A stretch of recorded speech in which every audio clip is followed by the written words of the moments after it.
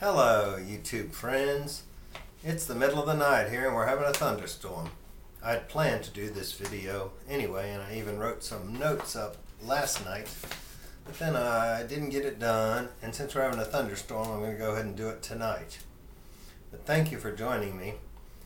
I realized that even though I've been doing these videos for about 2 months, well, 1 month this time, I started in November, kind of near the end of November 2020, and did maybe 4 or 5, and then I went out of town and didn't get another one done until I moved in January. So I've only been doing this last set for about 30-40 days. But a friend was texting me over the last week saying she was starving on this diet. I thought, I wonder why she's starving. I'm never hungry on the Carnivore diet, which is a version of low carb, high fat. Then when we were doing a little bit of back and forth email, or texting, I guess that's the modern word for it, she sent me some of this meal plan an app was sending her, and it was nowhere near enough food.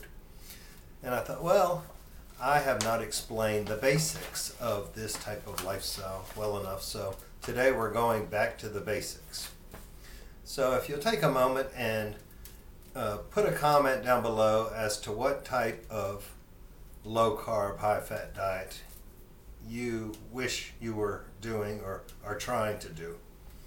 The options are really just basic low carb, high fat, keto, Carnivore, which is kind of a name Dr. Berry and his wife and some of her friends made up. That's somewhere between keto and carnivore. And carnivore, which is all meat. So let me break those down a little better. Low carb, high fat means you're eating less than approximately 120 grams of carbs per day. Keto is about maybe 50 grams of carbs with some low carb, non-starchy vegetables. Carnivore is something between keto and carnivore, which I'll describe in just a second. So let's say maybe 40 grams of carbs a day, which tending towards mostly animal products. And then carnivore is generally only animal products. So tell me down below real quick to help the YouTube algorithm what type of diet you watch this video to find out about. And boy, the time is ticking by. I promise you if this goes over 20 minutes, I'm going to split it into 2 parts. I have learned how to do that. I'm not real good at the editing stuff, and I don't know how to splice or any of that, but I do know how to split it now and can do 2 or 3 parts if it goes too long. But I'm just going to talk because I feel very badly that people have watched me for a month, but yet they aren't able to succeed based on the information I've given them. And number one, I'm probably not going to be able to give you enough information for you to fully do this way of living or way of eating properly. You're going to have to take some time and watch some other people that are more advanced and have more of a scientific background than I do. So let's go into that for a second. I do have a bachelor's of science, so I know biology, I know chemistry, I know physics, and I know even took a class, I think it was called, anyway, it was something about bugs, identifying bugs, because my degree is actually a bachelor's of science in forestry with a specialization in park management, well, forest recreation and park management. I was a chief park ranger for 3.5 years getting out of college. Then I was a police officer. Then I've been self-employed for, well, that's a bit of a jump there. I was a police officer, then I was a missionary in the Czech Republic. That does kind of eat along this diet over there. They're very meat-based in that country. And I got rather slim, and my mother fattened me up as soon as I got back. I was over there about 13 months out of a 3-year period. Then I came back to Texas to go to seminary. I ran a photography company right after that, or right during that, I should say. I didn't stay in seminary very long. And then I started my own photography company, which was very successful in the political event photography niche. I do still kind of run that, but with the Wu-Fu bat flu, there haven't been any events to photograph in the last 15 months, 14, 12, however long it's been. And currently I work for another government agency in the law enforcement field as a civilian. And that's really about all I'm allowed to say about that. Especially if I'm going to criticize the government's dietary guidelines. But 5 years ago, or a little over 5 years ago, I had a very serious health incident.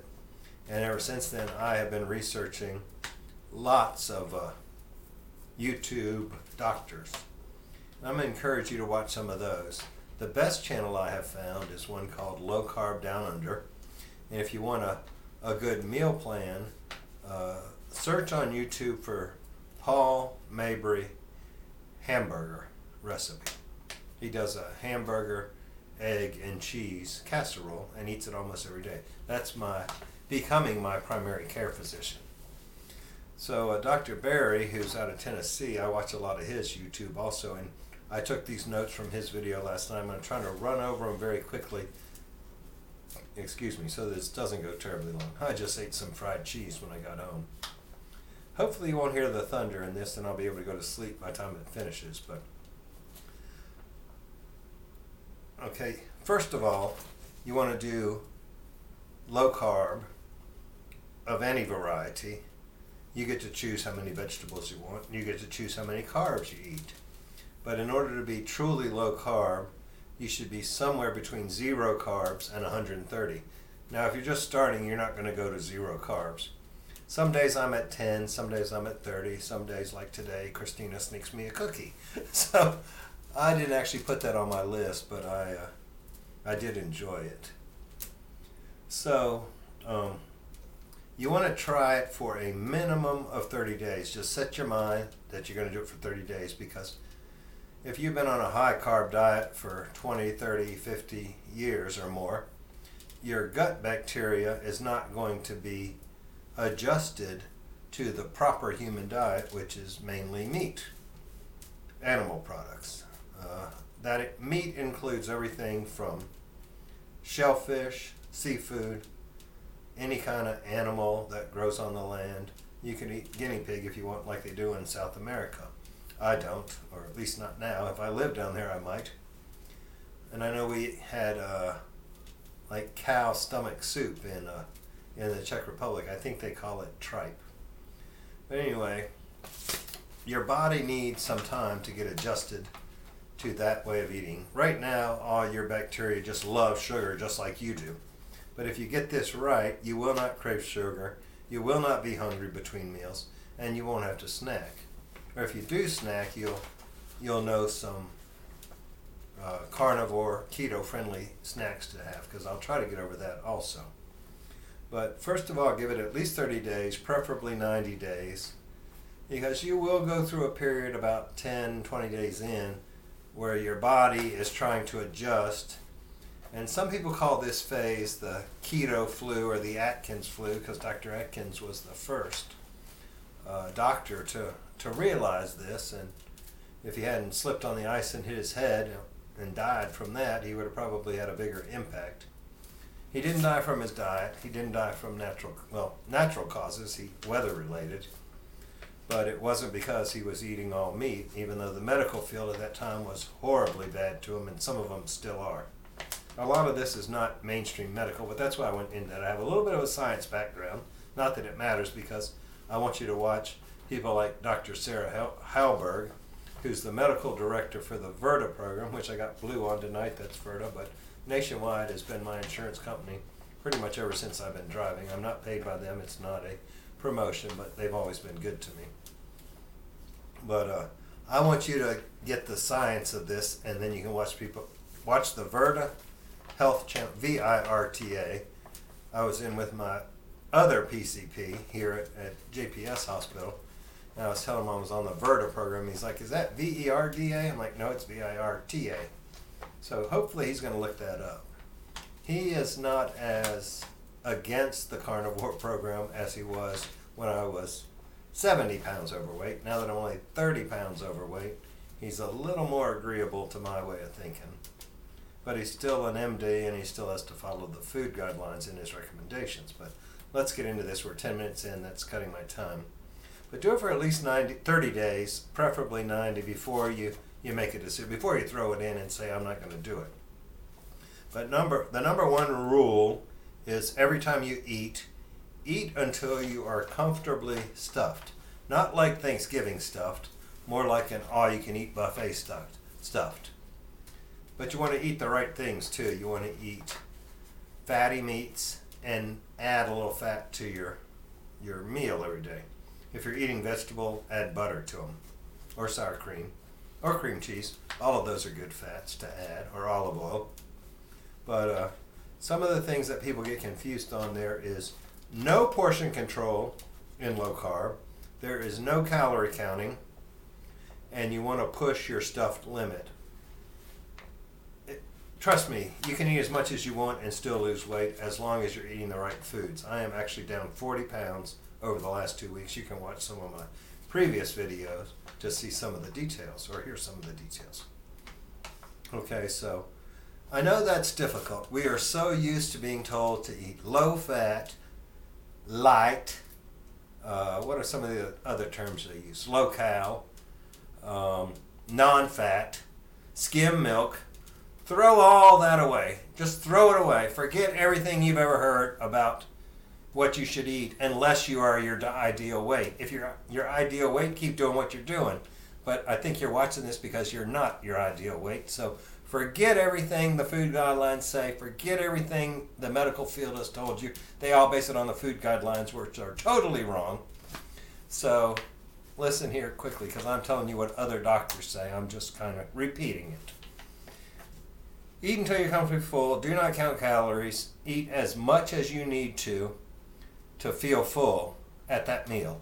If a 8-ounce ribeye doesn't do it, get a 12-ounce. If a 12-ounce doesn't do it, get 16 ounces. And eat it until you don't want any more. That'll tide you over to the next time you're hungry. And you really should only eat when you are truly hungry. Okay, that can be any time from 1 to 3 times a day. But you won't need snacks if you do it this way. Okay, and you want to focus on fatty meat. Okay, forget about the cut the skin off the chicken. Forget about cut the skin off the fish. That's where the fat is stored. Eat that stuff. In fact, forget about white meat chicken. Go to the dark meat. It has more fat in it. Forget about turkey as being healthy for you. Forget about everything that you've heard is healthy for you. If you eat oranges, you're going to get fat. If you eat apples, you're going to get fat. It's all sugar. And the whole point of this diet is to get your sugar, I shouldn't say diet, it's a way of eating and a way of living. And once you get your sugar low enough, then you can actually lose fat. So the fat doesn't have a sugar, when you eat fat, it doesn't have a sugar response. So you can burn the stored sugar you have around your belly, around your butt, and everywhere else you don't want it. And then you can actually start burning. Well, you burn what's in the blood first, and then you can burn away what's stored where you don't want it. And you don't have to exercise with this program. Exercise has benefits for health. It does not have a whole lot of benefits in initial weight loss. Maybe some in maintenance weight loss, but not in losing weight. I've been a member of 24-Hour Fitness for ever since I started my own photography company, which was in 2003. So what's that, 18 years? And I can't go to the same gym anymore because they went bankrupt and they closed the one that was closest to me. But I just generally went and sat in the hot tub, especially I was ballooning out like the Michelin Man. But when I did work out, when I'd go upstairs to where everybody was, I could see people that had been going to that same gym and almost killing themselves exercising, and they were heavier than they were before. But it's not their fault. It's not your fault, because you're eating the wrong thing and you haven't even thought about it like that. But 13, 15 years, I think I'd try something new, and that's what I did. It almost killed me before I did it, but let's hope you're smarter than I am and you just listen to me and go ahead and change your ways before it's too late. Why I said give it at least 30 days is because I want you to transition slow. Well, I don't want you to. I want you to listen and then do what you want to do. I'm not trying to tell you what to do. I don't want to be the, I want you to, I told you this. No, just all I am is a mouthpiece. I'm taking the research I found and sharing it. So, of course, I want you to, in the sense that I want you to get the results I'm getting. And generally, to get the results I'm getting, you probably have to do what I've been doing. So I want you to transition slowly. Take 1 to 3 weeks or longer to slowly transition over to the lower carb. That will help your body adjust more, and it will also help try to avoid what they call the keto flu, which isn't a flu at all. It basically means you're low on salt and magnesium, and that's easy to fix. You drink 2 cups of bouillon every day, and it pretty much keeps you from getting the keto flu. Okay, and then that 1 to 3 weeks or longer gives your organs time to adjust and get the bacteria to grow back to digest the meat.